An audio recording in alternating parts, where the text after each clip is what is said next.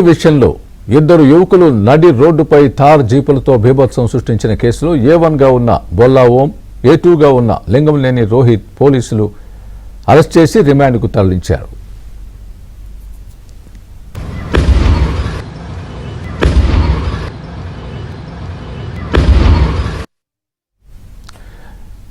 బొల్లా ఓంపై అక్రమ కేసులు పెట్టారని ఆయన తరపు న్యాయవాది హరికృష్ణ ఆరోపించారు. అతనికి డ్రగ్స్ పరీక్షల్లో పాజిటివ్ అని తేలిందని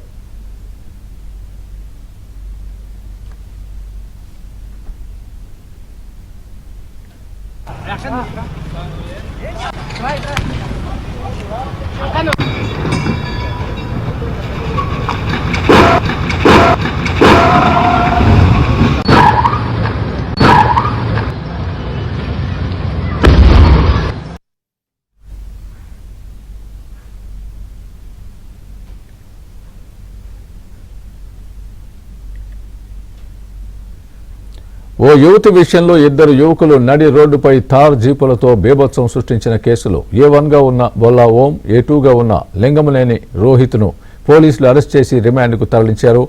బొల్లా ఓంపై అక్రమ కేసులు పెట్టారని ఆయన తరపు న్యాయవాది హరికృష్ణ ఆరోపించారు.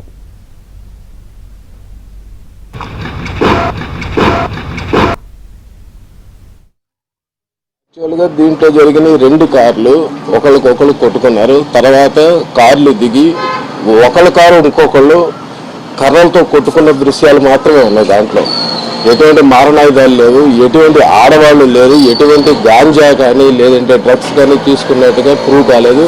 అండ్ రిమాండ్ రిపోర్ట్లో కూడా పోలీసు వాళ్ళు కూడా ప్రూవ్ చేయలేదు. అక్కడ డ్రగ్ టెస్టే జరగలేదు. నిన్న రిమాండ్కి పంపిస్తానికి ముందు హాస్పిటల్లో, గవర్నమెంట్ హాస్పిటల్లో బ్లడ్ శాంపిల్స్ మాత్రం నిన్న కలెక్ట్ చేసుకున్నారు. అది డ్యూ ప్రొసీజర్ కింద ఒక మనిషిని కోర్టుకు రిమాండ్ తీసుకొస్తున్నప్పుడు మెడికల్ సర్టిఫికేట్ ఏదైతే పెడతారో ఆ మెడికల్ సర్టిఫికేట్లు ఫిట్నెస్ సర్టిఫికేట్ ఇవ్వాలి. కాబట్టి దాంట్లో భాగంగా వాళ్ళు డ్రగ్ టెస్ట్ తీసుకున్నారు. దాన్ని ఫోరెన్సిక్ ల్యాబ్కి పంపించేవ్వండి అని చెప్పారు. ఫోరెన్సిక్ ల్యాబ్ రిపోర్ట్కి ఇంతవరకు రాలేదు. అండ్ సీన్ ఆఫ్ అఫెన్స్ లో కారులో కానీ లేదంటే వాళ్ళ ఇళ్లలో కానీ ఎటువంటి మత్తు పదార్థాలు కానీ మాదక ద్రవ్యాలు కానీ లభ్యం కాలేదని వాళ్ళు రిమాండ్ రిపోర్ట్లోనే రాశారు. సో ఇలాంటి సందర్భంలో సోషల్ మీడియాలో స్పెక్యులేట్ చేస్తున్న ఒక అమ్మాయితో గొడవ, వీళ్ళు డ్రగ్స్ తీసుకున్నారు, పాజిటివ్ వచ్చింది, స్టెరాయిడ్స్ తీసుకున్నారు, ఇవన్నీ విష ప్రచారాలు తప్ప దీంట్లో వాస్తవం